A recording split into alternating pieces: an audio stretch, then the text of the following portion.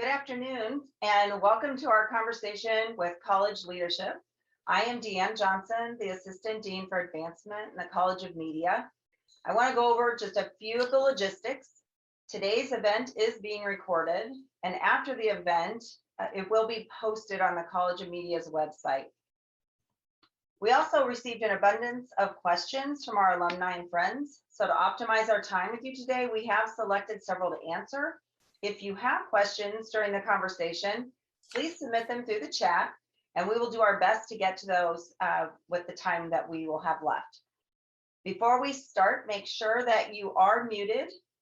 And now I want to introduce the Dean of the College of Media, Dr. Tracy Sulkin. Hey everyone, it's so nice to see you here today. We've been looking forward to this new tradition that was created last May and that we've been able to continue throughout the year. And we're going to give you some updates about what the past year has been like, the lessons we've learned from the pandemic, the things we're particularly looking forward to as we return next fall to something that resembles normalcy, or what we all recall from the past. So we're lucky to have our department heads here with us today. Stephanie Kraft, who's professor and head in the Department of Journalism, C.L. Cole, who is professor and head in our Department of Media and Cinema Studies, and Mike Yao, who's professor and head of the Charles H. Sandage Department of Advertising. So they will be our featured speakers today, and they are going to start off by sharing some details about the things that have gone on in journalism and advertising and media and cinema studies over the past year. And I can tell you there have been a lot of great and wonderful things, but I've asked them to limit themselves to just a few minutes. Otherwise, we would be here until this time tomorrow. So why don't we start with Stephanie? Hi, everybody. Nice to see all of you. As Tracy said, we've had quite a year in journalism. I will tell you that this year in journalism, despite the fact that we started off with some concerns about how to deliver some of our curriculum in a remote kind of way, we actually ended up with a lot of really good success in online courses also. And we also had hands-on in-person courses all year as well, more in the spring than in the fall. And of course, in the coming fall, pretty much everything except our one very largest course that has 250 students in it will be in person. So we're pretty excited about that. This year, just because it wasn't hard enough to teach during a pandemic, we decided to also revise our curriculum during the year. And that was brought on for kind of a technical reason, but it ended up being a really good reason. So what happened was that the body that accredits journalism programs changed some of its accreditation standards in a way that allows us to make it possible for our students to take more journalism electives as part of their degree than before. And I think those of you who are journalism grads or work in the industry know that given all of the kind of new platforms, technologies, and so forth, people will be working with, having the opportunity for our students to take some of those as electives as part of their program, where before they were really constrained by an hours inside and outside the major requirement. Having the ability and the flexibility to do that is really important. So starting in the fall, there will be a lot more flexibility for students to take those kinds of electives. We also have been, thanks to some new faculty who have joined us in the past couple of years, started to expand some offerings there. We now have an intro and advanced documentary production courses. We have an AR VR class that has been quite successful. We have a data visualization class. So we're bringing in a lot of stuff, making those permanent offerings, and adding those to the list of things that students can take to both meet requirements, but then also meet elective hour requirements. So that's kind of what's going on the curriculum front. We did have a new faculty member join us. Imagine starting a new job in the middle of a pandemic. He's barely met everyone in person.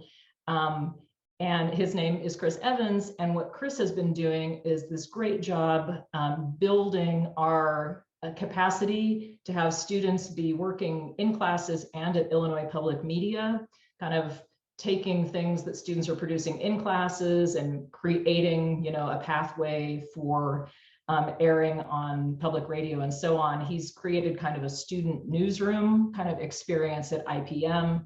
And we've got a lot of other sorts of things that he's doing as a clinical professor, which is a title, kind of a faculty title that is sort of new. It's definitely new to the College of Media. We haven't had very many clinical folks, but it really speaks to how his teaching is both in the classroom, but then also a lot of coordinating internship-like experiences and experiential kinds of things. And again, pathways for students to get their work on professional media. So that's what we've been doing kind of curricularly. And we were also, as I said, pretty excited to be able to offer a lot of classes, especially the TV kinds of classes, in person this year. While still, I really credit the faculty who teach at Richmond Studio, while still making it possible for students who couldn't come to campus to still get some of the television experience. And so they were doing a great job doing some hybrid teaching there, some of the students participating remotely, some of them in the studio, switching back and forth, a lot of flexibility. It was a challenge. I mean, I think the students were, and maybe the faculty too, were a lot more energetic in the fall and had kind of a can-do spirit. And by the end of this semester, things started getting a little, people were done, I think. But to a person, I really think that the faculty stepped up and really met students where they were and really helped us, everybody, get through whatever this was, whatever we're going to call this. So I feel like I've talked a lot already, Tracy. I can keep going, but. Why don't we have Cole pick up? Tracy, I'm sorry, couldn't hear you. Did you ask me to pick up? Why don't we have you chat with us about media and cinema studies? So I'm sorry if you hear strange noises behind me. I have two fairly young dogs who just suddenly, as this meeting started, decided to get rambunctious. They've been quiet all morning. So if you hear strange noises, please accept my apology ahead of time. So in terms of the highlights for Max, we share some of the things that Stephanie was talking about in relationship to journalism. We had online classes, in-person classes. I think everyone really stepped up this year. I think faculty stepped up. I think the students stepped up. I think IT stepped up. Student services stepped up. The dean stepped up. Everyone to make this just the best year it could be, given the conditions under which we were working. But in terms of the highlight for Max, I'm going to talk about the highlight by talking about our newest faculty member. Angela Aguayo joined us this year, and Angela Aguayo is a new associate professor in our department. And what Angela focuses on is documentary form and shifts in technology and the way that they affect documentary. And more specifically, she's interested in the way that communities can use documentary to tell their stories in ways that make clear the kinds of social issues that they're dealing with, and in ways that will empower them. And the reason I wanted to highlight or use our new faculty member to highlight sort of the best of what's happened this year is because one of the things that Max has been working on over the past several years has been catching up in terms of our production efforts. And we've done that now. I think we could say that, we're done playing catch up, and now we just need to maintain a sort of an even pace as the years go forward. But one of the things that we're looking at is developing collaborations with communities. And we've initiated a project called the Illinois Community Media Project. in which we would work with different community groups to help them develop documentaries that tell their stories. And Angela's been instrumental in helping us develop that project. So I would say for Max, then we're increasing our efforts around documentary, we're increasing our efforts around production, and we're increasing our efforts around collaborations, both with other academic units academic units and non-academic units on campus, but also the community, and then sort of more globally. In fact, right before I came here, I was on a Zoom call with Max faculty and a faculty in Colombia, talking about sort of global efforts between Max and Colombia. So there are a lot of exciting things happening, and I would say they're organized around production and collaboration. Thanks, Cole. Mike, you want to share some tidbits from advertising? Yes, great. First of all, I just want to echo what Stephanie and Cole said. I think our faculty during this pretty challenging year really stepped up in every possible way. I think we really provided students a great learning experience from some of the informal feedbacks that I've heard, and also some of the formal numbers that we've gotten. We overcome a lot of challenges. And also, this is a year that we were very busy as well, because a lot of faculty members, because we were stuck in front of Zoom. So we took the opportunity, had a lot of Zoom meetings, and accomplished quite a bit during this strange sort of pandemic year. So I'm just going to go through them very quickly, list some of the things that's ongoing and we have accomplished.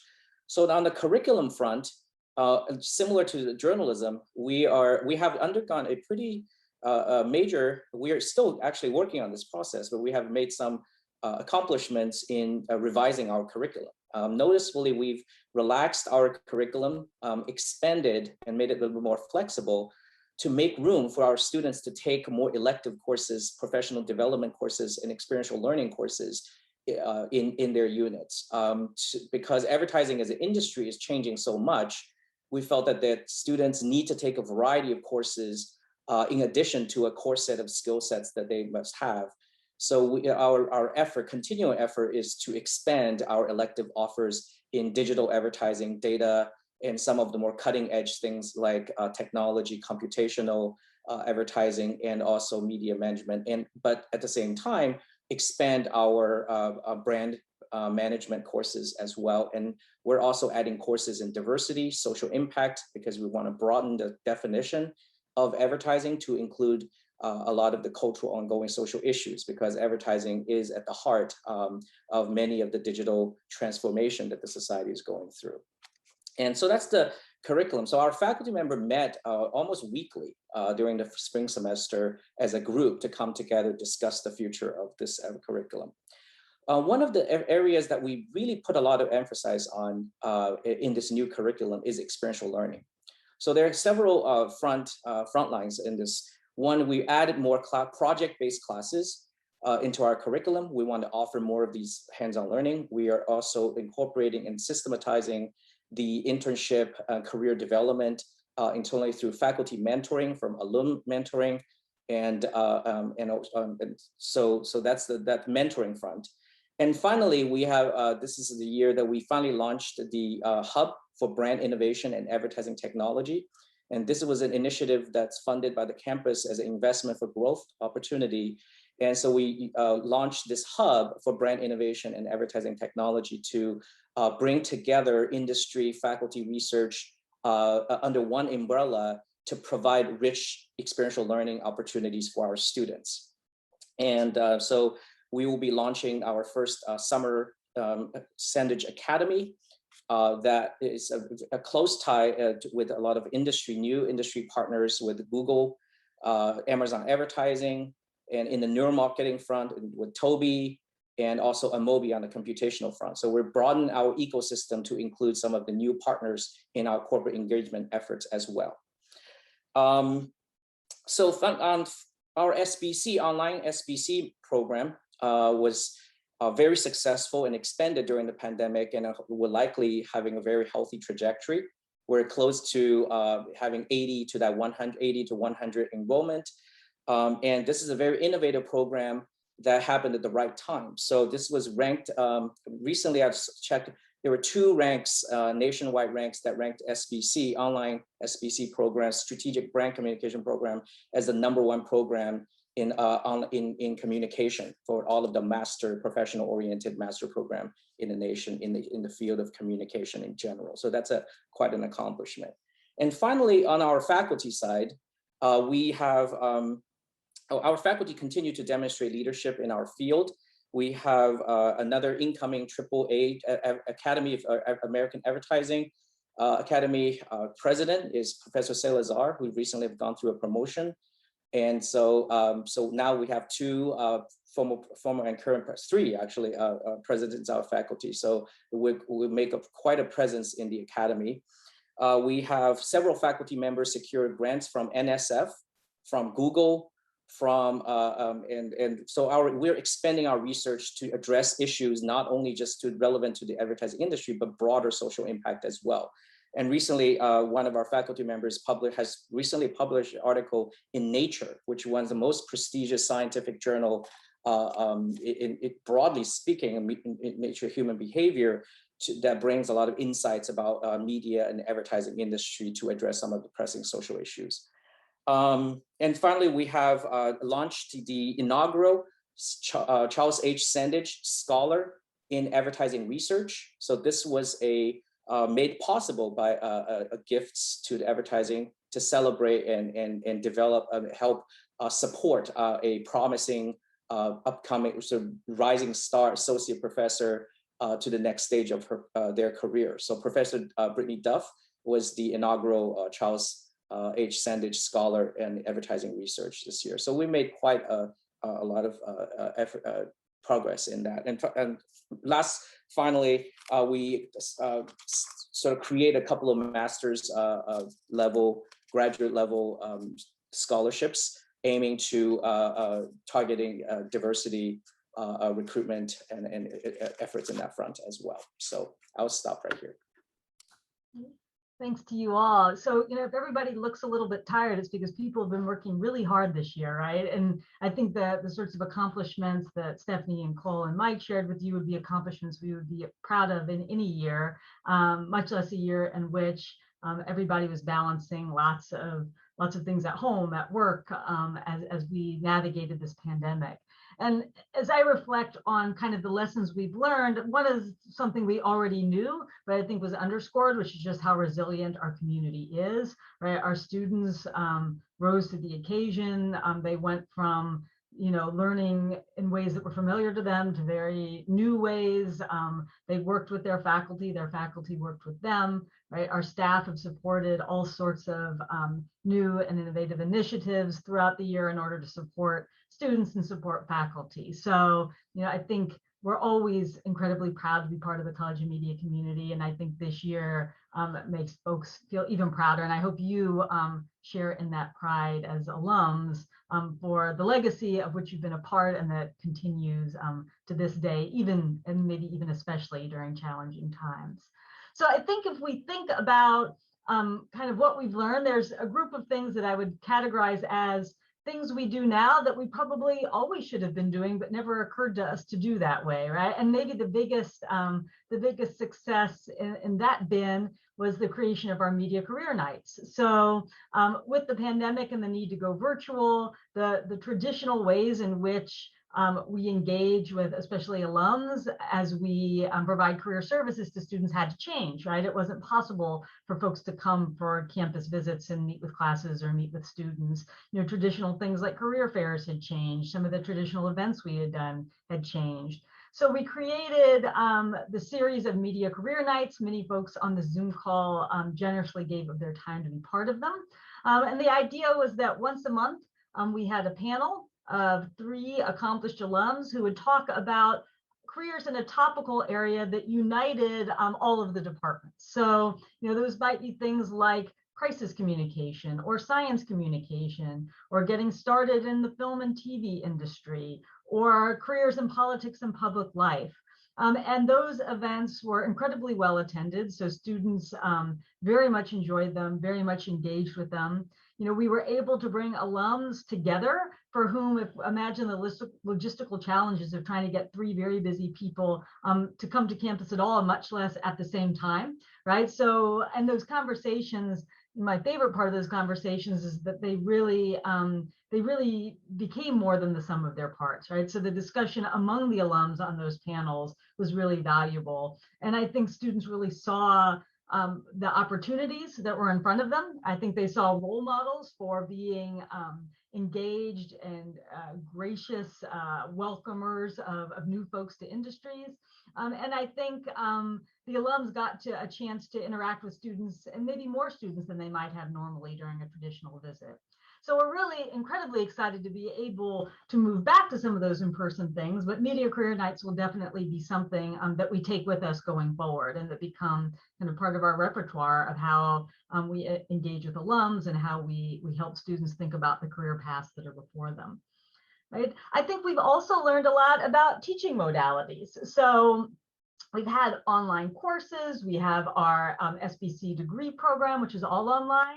But you know, we've all become experts over the past year, whether we wanted to or not, in things like Zoom and ways of engaging folks from afar, in person. And I think as we go forward, as we think about our courses, undergraduate courses, graduate courses, professional education courses, all of our faculty are really going to be able to bring to the table the modality that fits for what it is they're trying to accomplish, right? So for some things, we've spent the past year developing really great polished online content. And what it allows us to do is to use our classroom time for those things that can really only be done in the classroom when folks are together. So those new modalities are really exciting, thinking about how we can provide the very best education to students and how we can customize that depending on what it is we are teaching at any one point in time. We've recently hired an e-learning specialist who joins our IT team. And the e-learning specialist is working with departments and individual faculty to think about how we can really stay cutting edge in providing the best education we can using the technology we have available in the ways that it is most appropriate and most aptly used for. So I think as we get back into the fall, a lot of that energy we will bring with us as we return to courses.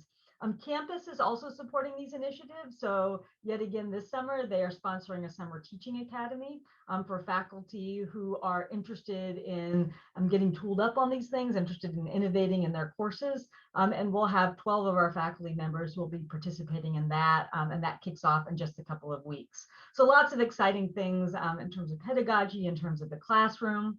You know, I think as you've heard from the department heads, the past year has really highlighted the importance of the research work we do as well, the things that students and faculty in the College of Media are experts at, right? Whether that's managing digital transformation, whether that's telling stories that help people who are not together in person to understand what's going on around them, whether that's bringing community members together to talk about issues that matter to them. So, you know, and we've also learned a lot about how remote work is done. And we have folks in various departments who understand those sorts of things and are thinking about how does the human brain multitask, right? And what have we learned about that? And how might that affect how we understand advertising or journalism or media more broadly. So, you know, I think there is recognition, growing recognition on campus about really the centrality of the work that is done here to the broader mission,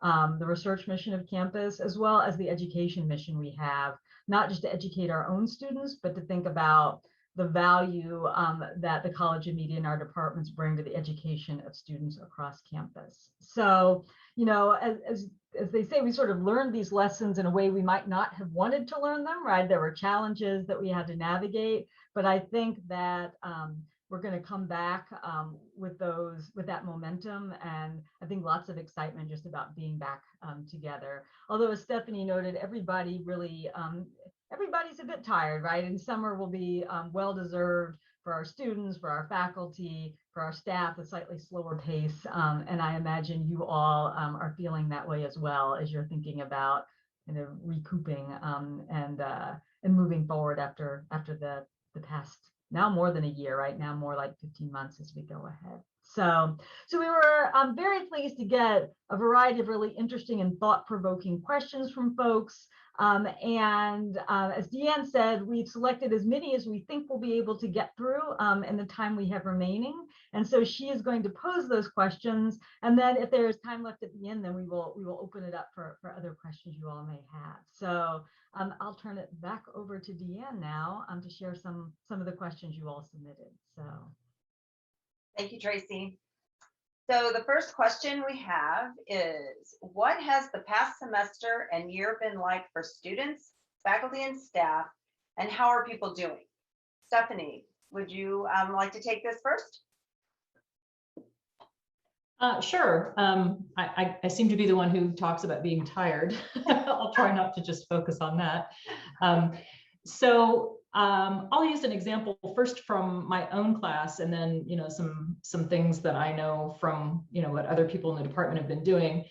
I taught the journalism, ethics, and diversity class this term, and it was larger than usual, in part because Zoom sort of made some things possible, but also because I was trying to get to meet the needs of a lot of people who were trying to finish up majors and minors and so on. Anyway, so there were 61 people in that class this term, and I specifically structured the class so that there would be group work, which students, I will tell you, sometimes loathe, but it seemed to me to be important to give them an opportunity to just be in a breakout room and chat with their peers, because it was sort of unclear how much social interaction there was otherwise. As things started to kind of loosen up with the vaccines, things got better on campus and students were able to socialize more. But having that kind of opportunity just to chat with your peers and not just have a professor talking at you the whole time seemed to the students to be really valuable, and maybe overcome what otherwise would have been the like, ew, group work kind of reaction that some of them have. And so my sense in looking at their end of semester evaluations of how things had gone in their groups, which I asked them to do, was that in fact that had helped. That and this was fine with me. They didn't spend all of the time in the groups talking about the assignments that I had given them. They talked about other things too. But I came away with a sense, both in their end of semester evaluations and then also just kind of in our twice weekly meetings, with a sense that they were actually kind of doing okay. They were juggling things pretty well. I will say that in talking to other faculty, we did find that the online learning environment is not right for everyone, right? There are some students who really feel challenged by that, and sitting in front of a Zoom most of a day is really challenging. And again, I credit the faculty with acknowledging some of that, and to the extent possible, kind of changing up how they were delivering the courses to kind of meet these very disparate kinds of needs. There were students who initially said that they wanted to be online and then kind of gravitated into the classroom as they felt more comfortable, and the faculty were able to accommodate that. And vice versa. There were students who sort of started in person, and then challenges in their family or situation or something meant that online was going to make it more possible for them to finish up. And so again, I feel like there was a lot of adapting that went on. But just from my perch, looking at the 61 students I had, they were dealing with some things. Occasionally they would tell me, but for the most part, I think they had a pretty good perspective on things and were able to kind of keep going, right? And even better, and maybe the other department heads can kind of talk about this too, but sometimes it's hard to get the students to communicate with us when things aren't going well. Like they'll just stop communicating and you have to sort of wonder what's going on. And I do think that this whole year was helpful to students in kind of training them to reach out, right? When they were encountering trouble, and maybe to make us all more aware that, if a student disappears, let's go follow up on that sooner rather than later. And I think, again, from my perch, things, the students, they helped each other. And I think the faculty as I said before, kind of tried to meet people where they were. And I think they're doing okay. I think they are really wanting to relax this summer. I wouldn't be surprised if enrollment in summer school is down just because maybe people need a Zoom break, but they're fine, I hope. Thank you, Stephanie. Mike, can you talk a little bit about the Department of Advertising? Yeah, well, in addition to, we have very similar, I have a very similar observation as Stephanie. Our students are resilient. I think academically, both our faculty are professionally and academically, our students and faculty member really just overcome. I mean, and they were fine. I see a lot of excellence rise to the challenge, and as Stephanie said, the Zoom teaches us a lot of the kind of Zoom remote working and remote learning environment has taught us educators many lessons. Some are great things, opportunities that we pursue in the future, and others, so there are things that you just can't replace. I mean, for example, we noticed that students who, this is just from several conversations I recently had with students and faculty members, that students reported that then they do better even when they have roommates in the room. It's hard to have them behind a screen on their own taking classes. It's that social environment, the peer, the kind of even just knowing that other people are in the room really make them. But by far, this, you know, all of the students overcome these challenges. And academically, I look at my own class, and look at all the grade distribution. It seems like students academically have achieved quite a bit. But socially, emotionally, I think there's some, it does take a toll on many of us. You know, whole year of Zoom, you know, I think all of us are experiencing this kind of disconnect from the social interactions, particularly at that age. So we're you know, hopefully that this summer is going to be a turning point, and everything will turn normal. So we're going to continue doing some of the great things that emerged during the pandemic.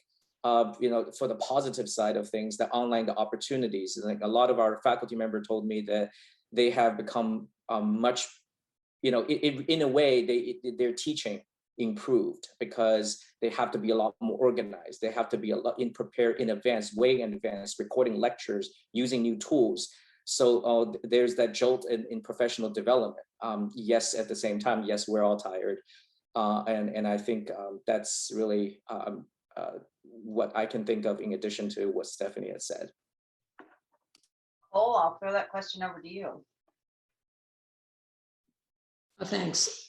Well, I agree with everything that Stephanie and Mike just said. And it was really sort of a year of contradictions in many ways. You know, on one hand, I'll use one of my classes as an example, like Stephanie did. I taught the Max 224 class, and that's sport, media, technology, and culture.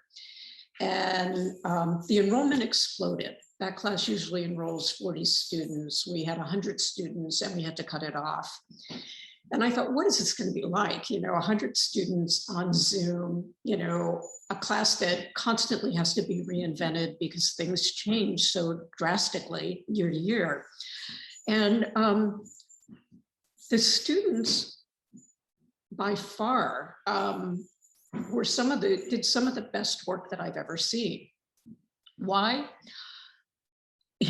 I can only speculate, but maybe there were fewer distractions. They had nothing else to do.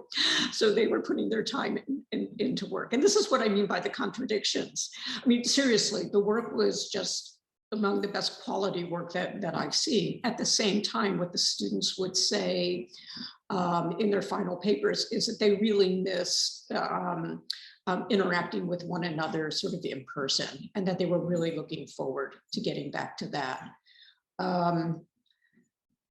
I would say by the end of the semester, spring semester particularly, students and faculty were sort of zoomed out, and you could see the fatigue. You could sort of feel it, right? They were just waiting for the semester to end. And at the same time, once the semester ended, I'm thinking about a discussion I had with faculty after our graduation on Sunday. The faculty were just sort of energized and had a lot of ideas, particularly for building community with the students, that they're quite anxious to put into place. So, you know, just to I think sort of what I just said embodied the year, just sort of all kinds of contradictions. There were some real advantages. Students, in fact, like you had mentioned, Stephanie and Mike, they talked about time management and how they had to learn to manage their time. And I'm sure that's true for faculty as well. But also sort of that sort of being tired of the mode of communicating just through Zoom, and but at the same time excited to get back and to see one another again. Thank you all for sharing. Tracy, looking ahead, what will the fall semester look like for students and faculty?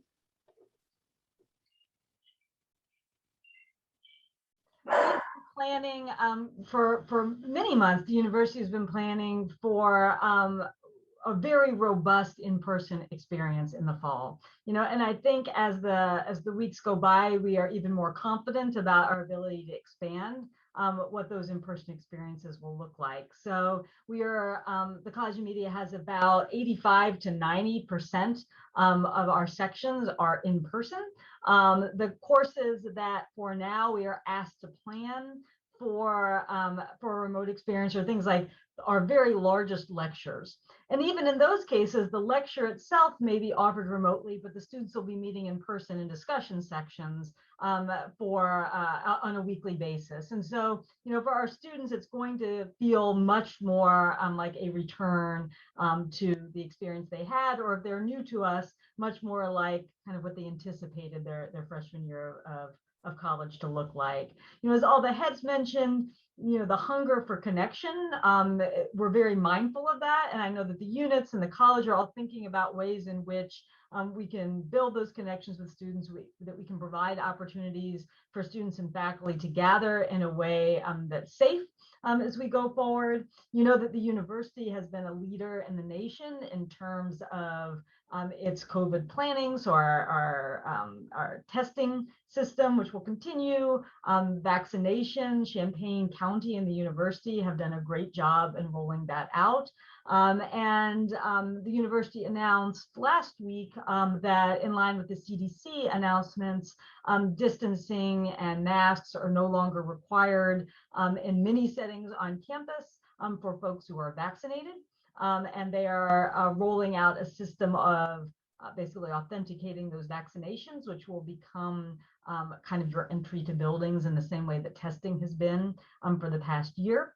As we go into summer, we're still planning on masking and distancing in classrooms with the idea that by the time fall semester comes around, we will have a much better understanding and much more guidance about what exactly is the safest and best way to proceed with that. But regardless, unless something drastically changes, our plan is for a very robust in-person experience in the classroom, outside of the classroom. And then I think the biggest picture now that we're thinking about are when do big events come back online, and what do those big events look like? So you think about Ebert Fest in early September, as I know folks are thinking about athletics, thinking about cultural events, those pieces. There are dozens, if not hundreds of folks every day, probably as we speak now, in meetings on campus thinking about those. So there's been great planning, and we're really excited to be welcoming students and faculty back in the fall to an experience that looks much more like the traditional college experience, and really brings the value of a residential college experience first and foremost. So fall should look great. And one of the things that we are very excited about for fall is that, like the shoemaker's elves, while everybody was away, we had some important construction projects that are wrapping up in the college. And so the biggest things are some classroom renovations in the basement of Gregg Hall. And we're going to throw up a photo so you can kind of see what they are. And we are, in the interest of time, I'd like Stephanie and Cole and Mike to maybe share in 15 or 20 seconds kind of what these rooms are and what's exciting about them. So Stephanie, do you want to start with room 13? Sure. So room 13, which used to look like a utility room, now looks like an actual up-to-date computer lab, because it is, and it's got nice big screens for some of the kind of graphics stuff, heavy intensive graphics and data visualization kind of stuff that we're going to be able to teach in there. Great, Mike, do you want to talk about room 31? Yeah, room 31 was a computer lab that with rows and rows of computers in the past. And then so this room has been converted into a very versatile classroom that's, as you can see from the picture, that these desks and chairs can be moved around. It's much more conducive for having experiential learning, project-based classes, student discussion. They can project their images onto these multiple screens, and then they can come together. So it's a much more interactive teaching space and great for flexible sort of teaching format. Great. And you can see at the very end, there's a big glass wall that will also sort of be a centerpiece as folks are walking down that space. And then Cole, room 29 isn't just a couple of curtains. What's exciting about room 29? You're muted, Cole. Cole, we have you on mute. Yeah. Oh, sorry. You would think by now I would know not to mute. Anyway, so room 29 is going to be a production area, and it will have a green screen, and it's a very much needed space for any of our students who are interested in production. Great. Dan, you want to... Yes. So the next question is one we've been hearing often all year long. And it is, what will experiential learning look like post-COVID? And what plans does the college and the program have for this? So Cole, could you share a little bit? Sure.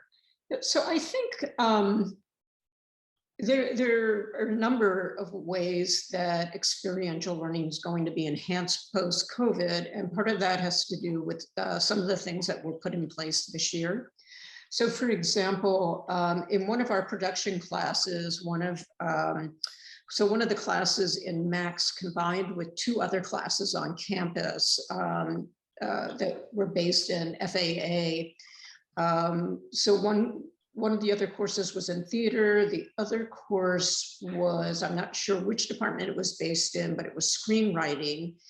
The classes combined together to produce a film. So I imagine one of the things that we're going to see is more experiential learning that brings together the expertise around campus.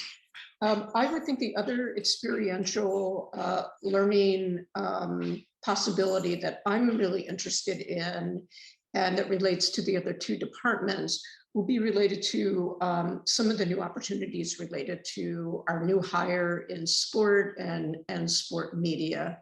I'd really like to see, as you may know, we used to do an industry immersion course for the sport and media certificate in Portland.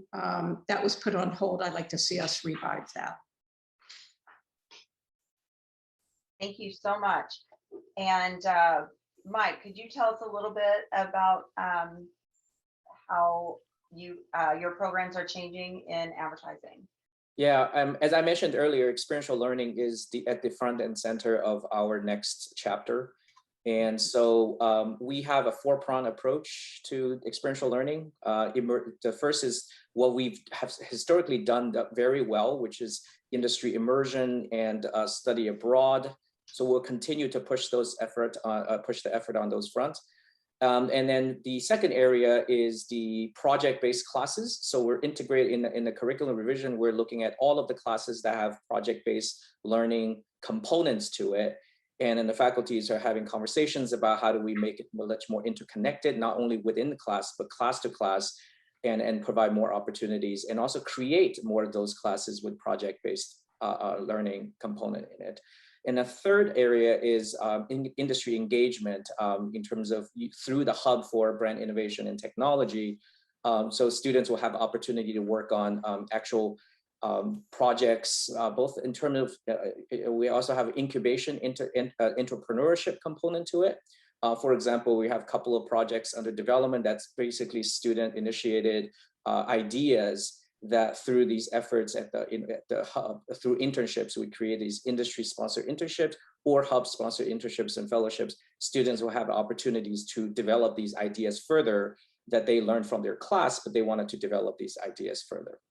And then the final component to it is through just sort of internship. And so as I mentioned, we're in a process of looking at internship and bring the internship early. So not just the senior year, not just junior year, but we're looking at early internship in sophomore and freshman year to expose students in the industry and have these organized sort of summer school, summer camp / internship experience, but closely work together with our industry partners to create these opportunities so that students will have a clear trajectory. So both the entrance, the front end when students enter and when students exit, they have a coherent experience in this experiential learning format. Thank you so much. So thinking about the semester being over and we have our graduates, and how's the college prepared the students for the job market this year? Stephanie, would you like to take that question? Sure. So I'm going to kind of pick up a thread from experiential learning here for a second too, just to say that the journalism program has always been kind of all about experiential learning, right? We're trying to model and emulate professional training wherever possible in the various outlets. And so the student newsroom kind of thing that Chris Evans is doing at IPM, the CU Citizen Access site that Brant Houston is running, where students are doing investigative kind of work there and partnering with other local communities. And then the very generous Frank gift that we got this year to create the Frank Center is also going to be even expanding further our ability to kind of get students into immersion experiences and internships and bringing professionals to campus and that kind of thing. And so, you know, we're very grateful for that. We're also very grateful for the donors, some of whom are on this call, who have made it possible for us to offer a number of internship scholarships that are a really great stepping stone, of course, to the job market for our students. Last year, we sort of put together quickly when we saw how things were, you know, creating essentially just an entire drought in internship opportunities. We put together with that internship scholarship money a kind of a program of a bunch of internships that could be done remotely and part-time so that our students could continue to build their skills. And we had a number of students, I want to say there were at least a dozen last year, who were able to get internships at like the Midwest Center for Investigative Reporting and CU Citizen Access and Illinois Public Media, Illini Inquirer, and some other places. This year we repeated it, and have expanded it. And so now this summer we are funding 16 students to do internships at various places. And that includes also students who, for internships that did come back this year, we're helping to support some of those students whose internships were in expensive places to live, like San Francisco. We have a student who's interning at the San Francisco Chronicle this summer, and we're helping with housing costs in San Francisco for that person. And so again, I just want to say how grateful we are to the donors who have really helped us kind of keep our students on track with building resumes, you know, through internships and, you know, the various kind of experiential opportunities that we're able to offer now and that the Frank Center will continue to enable us to offer. Thank you so much. And Mike, can you take that question? Yeah, I think briefly.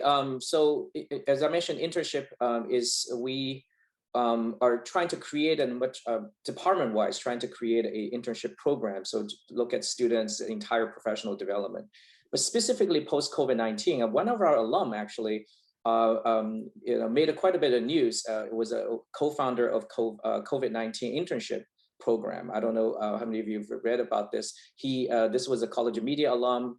along together with a College of Business alum, they created this NGO to help students connect with small businesses, but through mentorship. So we have consultants and agency professionals serve as consultants, but have smaller business as clients and have our students place them. This was a very good model for students who are looking for these internships during a challenging period where a lot of internships weren't available. So we're actually working, partnering up with this particular organization because they received some funding to grow in this NGO model towards internship.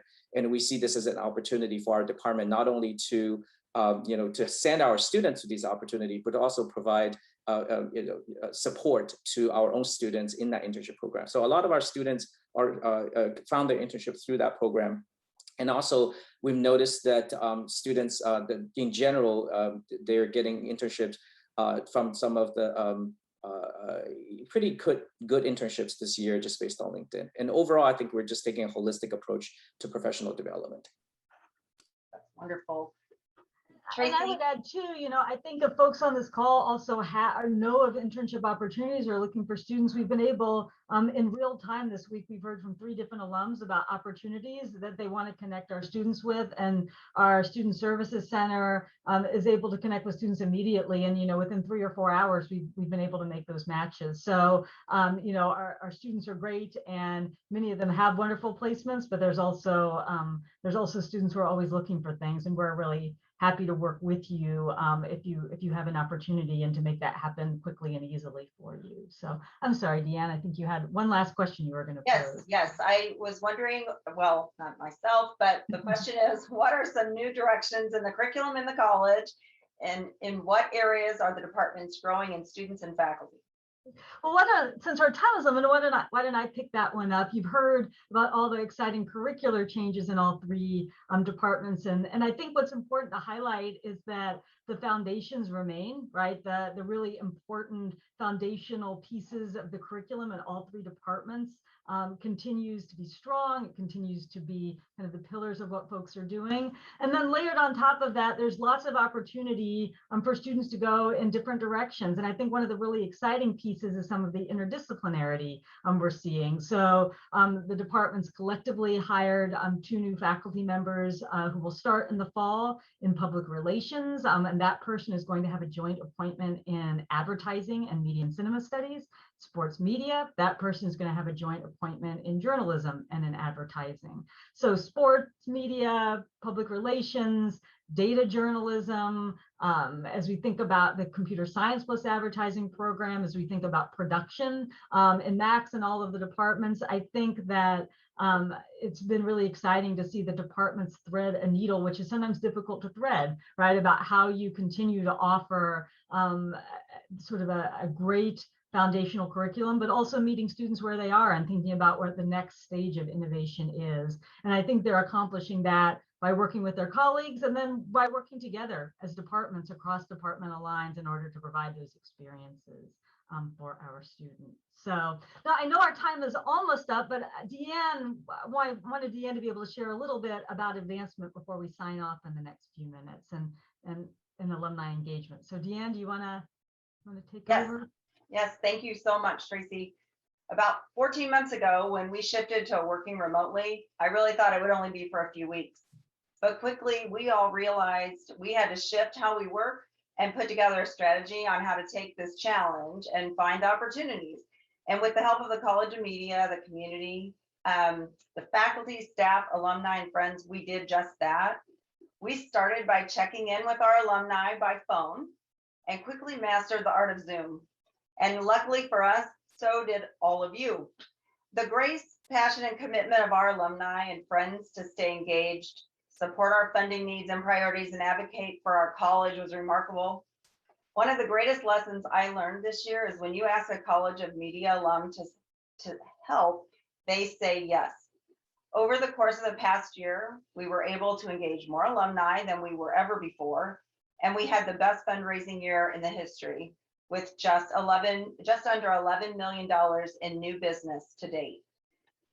This support allowed us to create new programs like the Media Career Night Tracy mentioned, address diversity, equity, and inclusion initiatives, by endowing funds that will help us recruit and retain students from underrepresented backgrounds. We recognize the excellent work of our faculty via the creation of the James W. Carey Fund and support scholarships, fellowships, and experiential learning opportunities. And it also created the Richard H. and Leslie A. Frank Center for Leadership and Innovation in the College of Media. As you may know, campus is in the midst of its most ambitious campaign in its history. It's called With Illinois, and they have a goal to raise $2.25 billion. In March of 2021, the campus announced that we met that goal, and there's still a year left. The college is also ahead of the game. We met our campaign goal last year, just the second college on campus to do so. To date, we've raised $21 million in new business, including 5,000 gifts from 2,100 donors during this campaign. Looking forward, our fundraising efforts will obviously continue, and we will remain resolute to our commitment to support the college's priorities to provide students with financial resources to increase accessibility and reward and retain the best and the brightest. Offer opportunities for our alumni to engage with students and faculty, especially in the areas of diversity, equity, and inclusion, experiential learning, and mentoring. Support and recognize our truly outstanding faculty and continue to establish and maintain first-rate facilities that benefit a college of media of our standing. As we wrap up this year, I want to thank all of our alumni and friends, and I am really looking forward to seeing each one of you on campus soon. Thanks so much, Deanne. If there's one thing we've learned over the past year, it's important to end Zoom meetings on time. So we will sign off now so folks can jump on their 1 o'clock Zooms. But I just want to thank the department heads and thank Deanne, and really thank all of you for sticking with us.